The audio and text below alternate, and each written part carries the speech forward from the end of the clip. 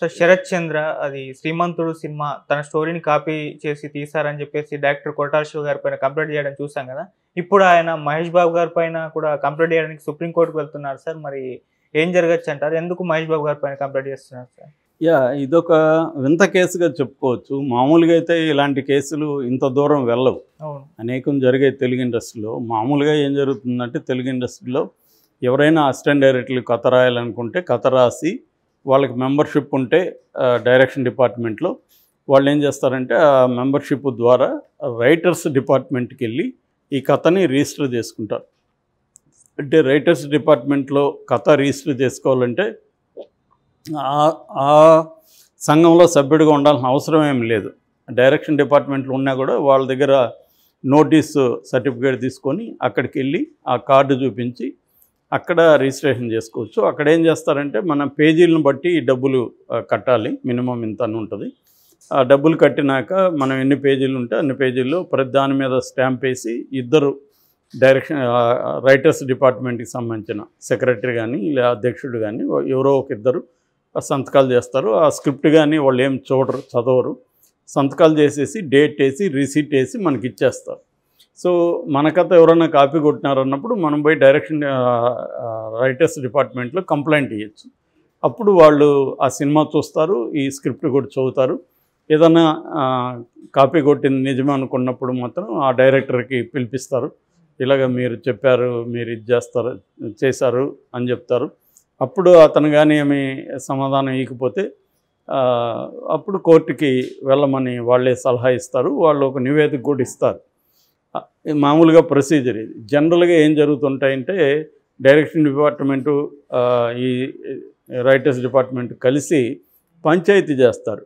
అవే నీ కాపీ కథ ఇతను కాపీ కొట్టింది నిజమే అనిపిస్తూ ఉంది మాకు, మరి నువ్వేదన్నా సెటిల్ చేసుకున్నప్పుడు జనరల్గా అసిస్టెంట్ డైరెక్టర్లు కానీ లేదా కాబోయే డైరెక్టర్లు వీళ్ళందరూ ఏం చేస్తూ ఉంటారంటే ఏదో కొంత డబ్బులు తీసుకొని క్రెడిట్ ఏమని అడుగుతారు. ఒకసారి క్రెడిట్ వేయడానికి ఇప్పుడు కుదరదు, సినిమా రిలీజ్ అయిపోయింది కదా అని చెప్పినప్పుడు సరే అని చెప్పి డబ్బులు తీసుకొని వీళ్ళు సైలెంట్ అయిపోతారు, పోనీలే డబ్బులన్నా వచ్చాయని. సో జనరల్గా ఇలా సెటిల్ చేసుకుంటుంటారు. ఒక్కొక్కసారి పెద్ద పంచాయతీలు దాసరి నారాయణరావు లాంటి వాళ్ళు కూడా దిగి రంగంలోకి పంచాయతీలు చేసిన సందర్భాలు ఉన్నాయి. ఏదేమైనా పంచాయతీల ద్వారా సెటిల్ అవుతుంటాయి. కానీ కోర్టుల వరకు వెళ్ళేది వెరీ రేర్ అనమాట. కానీ ఈ శరత్ చంద్ర ఇతను 2012లో చచ్చేంత ప్రేమ అనే ఒక నవల స్వాతి పత్రికలో రాశాడు. సో ఆ పత్రికలో ఆ నవల ఇప్పుడు అది కూడా పబ్లిక్ డొమైన్లో ఉంది. స్వాతి పబ్లిక్ డొమైన్లో ఉంటుంది కాబట్టి సో ఆ నవల్లో చూసినప్పుడు కొంత సిమిలారిటీస్ అయితే మనకు కూడా కనబడుతున్నాయి. ఎందుకంటే ఇది తర్వాత 2015లో రిలీజ్ అయిన సినిమా ఇది మన శ్రీమంతుడు. సో ఈ సినిమాలో హీరో వాళ్ళ ఫాదరు ఆ సినిమాలో వ్యాపారవేత్త, అతను కొంత లాసులు వచ్చి ఇబ్బందులు వచ్చి అతను ఊరు నుంచి బయటకు వచ్చేస్తాడు. ఈ నవల్లో ఏమో హీరో వాళ్ళ ఫాదర్ ఎమ్మెల్యే, సేమ్ అతనికి కూడా ప్రాబ్లమ్స్ వచ్చి ఊరు నుంచి బయటకు వస్తాడు. సో వాళ్ళ కొడుకు దాంట్లో కొడుకు, సో దాంట్లో కూడా వాళ్ళ ఫ్రెండ్ వాళ్ళ కూతురు హీరోయిన్, ఆమె కాలేజీలో చదువుతుంటుంది. ఇట్లా సిమిలర్గా చాలా విషయాలు సిమిలారిటీ కథకు ఉన్నాయి. కొంచెం మార్చాడు. సో దాని నుంచి ఖచ్చితంగా ఇన్స్పైర్ అయ్యి కొంత తీసుకున్నట్టయితే కనబడుతుంది. కానీ అతను ఒప్పుకోవడం లేదు. సో దీంతో ఏం చేశాడంటే వీళ్ళు పంచాయతీ చేశారు రైటర్స్ వాళ్ళు. కానీ కొరటాల శివ అప్పుడే కానీ రైటర్ డిపార్ట్మెంట్ చెప్పినప్పుడు కానీ ఈ అబ్బాయితో మాట్లాడుకొని చేస్తుంటే బాగుండేది. కానీ అప్పుడు వాళ్ళు డబ్బులైతే ఆఫర్ చేశారని చెప్తున్నాడు. ఈ శరత్ చంద్ర కూడా ఏం చెప్తున్నాడు అంటే అప్పుడే నాకు 15 లక్షలు ఇస్తామన్నారు, నాకు డబ్బులు వద్దు, నాకు క్రెడిట్ కావాలి అనేది అబ్బాయి కూర్చున్నాడు. క్రెడిట్ ఇవ్వడానికి వాళ్ళు ఒప్పుకోవడం లేదు. క్రెడిట్ ఇవ్వాలంటే ఏంటి ప్రాబ్లం కొరటాల శివ కంటే తను ఒప్పుకోవాలి కాపీ కొట్టానని. కాపీ కొట్టానని ఒప్పుకుంటే ఇండస్ట్రీలు అంతా కొరటాల శివ కాపీ కొట్టాడు, కాపీ రైటరు అనేది ముద్ర పడుతుంది. దానివల్ల అతని క్రెడిబిలిటీ దెబ్బతింటుందని అతను డబ్బులు ఇవ్వడానికి రెడీ, 15 కాకపోతే 25 అనేది తప్ప క్రెడిట్ ఇవ్వడానికి అతను ఒప్పుకోవట్లేదు. శరత్ చంద్ర ఏమో నాకు డబ్బొద్దు క్రెడిట్ కావాలంటున్నాడు. మామూలుగా అయితే ఇతని ప్లేస్లో ఎవరైనా ఉంటే 15 లక్షలు అనేది అతని నవలకి మంచి పేమెంటే. ఇంకేమన్నా ఎక్కువ కావాలనుకుంటే 20, 25 అడగచ్చు. అంతేకాకుండా అసలు అతను ఏమంటే నేను కుదరదు అన్నాడు. దాంతో కొరటాల శివ కూడా సరే నీ వల్ల ఏం చేసుకున్నాడు. సరే ఇతనేమో నాంపల్లి క్రిమినల్ కోర్టులో కేసు వేశాడు. సో అప్పుడు అతను క్రిమినల్ ఛార్జెస్ పెట్టమని కోర్టు కూడా పోలీసులను ఆదేశించింది. ఆ కోర్టు దీనికి వ్యతిరేకంగా కొరటాల శివ హైకోర్టుకి వెళ్ళాడు. హైకోర్టుకి వెళ్ళి అసలు ఈ నవలగా దానికి ఏం సంబంధం లేదు అది అని చెప్పింది. కానీ హైకోర్టు ఏం చేస్తుందంటే రైటర్స్ యూనియన్ ఇచ్చిన నివేదికను ఆధారం చేసుకుని హైకోర్టు కూడా నాంపల్లి క్రిమినల్ కోర్టు ఇచ్చిన ఉత్తర్వుల్ని అమలు చేయాలి అని చెప్పి కొరటాల శివ వేసిన పిటిషన్ని కొట్టేసింది. అంటే ఇక్కడ రైటర్స్ యూనియన్ ఇచ్చిన నివేదిక చాలా కీలకం అన్నమాట. దాంతో ఎప్పుడైతే కొట్టేసిందో కొరటాల శివ ఏం చేశాడు, మళ్ళీ సుప్రీంకోర్టుకి వెళ్ళారు.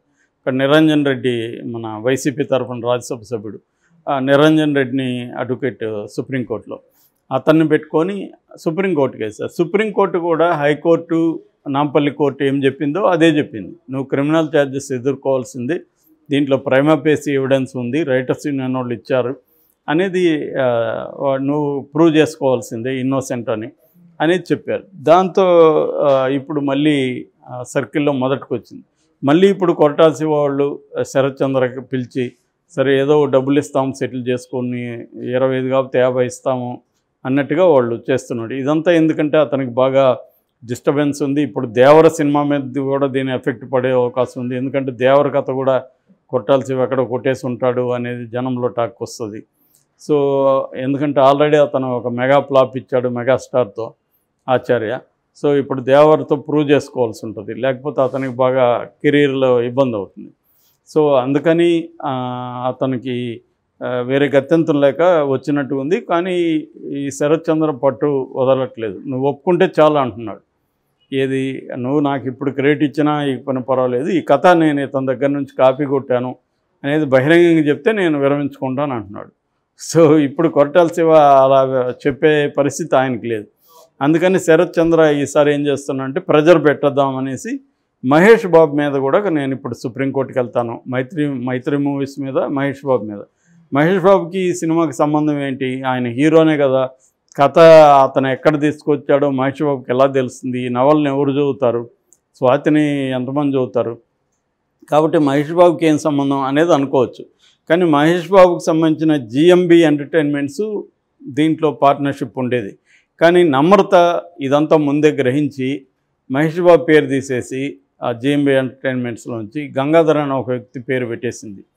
దానివల్ల ఇప్పుడు ఇతను టెక్నికల్గా మహేష్ బాబు మీద వెళ్ళడానికి లేదు శరత్ చంద్ర. అది కూడా అతనే చెప్పాడు, నమ్రత అడ్డుపడింది, లేకపోతే నేను ఈ పార్టీకి చేస్తుండేవాడిని, ఇప్పటికి కూడా నేను వదలను ఎందుకంటే సినిమా తీసిన టైంకి మహేష్ బాబు పేరు ఉన్నింది కాబట్టి నేను ఆ రికార్డులు పెట్టుకొని నేను వెళ్తాను అనేది అతను చెప్తున్నాడు. అంటే ఇతనేమో చాలా స్ట్రాంగ్గా ఎట్టి పరిస్థితుల్లో ఇది నా కథే అనేది ఒప్పుకోమని ఇతను చెప్తున్నాడు శరత్ చంద్ర. సో మరి దీన్ని సాల్వ్ చేయడం అంత ఈజీగా అయితే కనబడట్లేదు.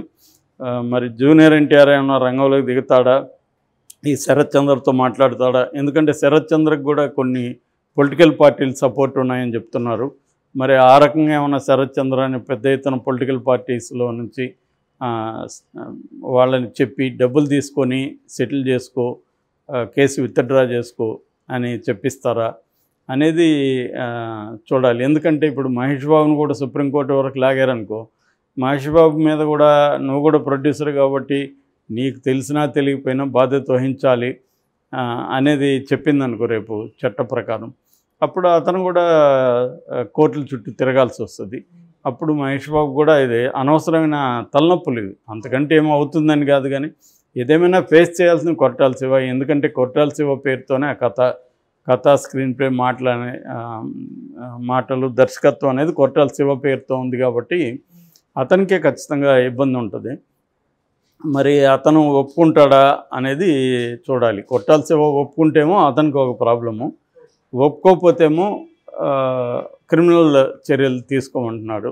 సో దానికి సిద్ధమై ఒకవేళ అదేమన్నా అతని పరిస్థితి బాగాలేక అదేమన్నా శిక్ష పడిపోయింది అనుకో, అది ఇంకా డేంజరస్. అంటే ఇమ్మీడియట్గా పడకపోవచ్చు కానీ చెప్పలేము మన కోర్టులు ఎప్పుడు ఎలాగా బిహేవ్ చేస్తారో. సో అదేమన్నా పనిష్మెంట్ ఇచ్చేస్తే, ఎందుకంటే తను స్ట్రాంగ్గా కేసు అయితే కనపడుతుంది, మరి ఇది ఎట్లా సాల్వ్ చేస్తారనేది చూడాలి.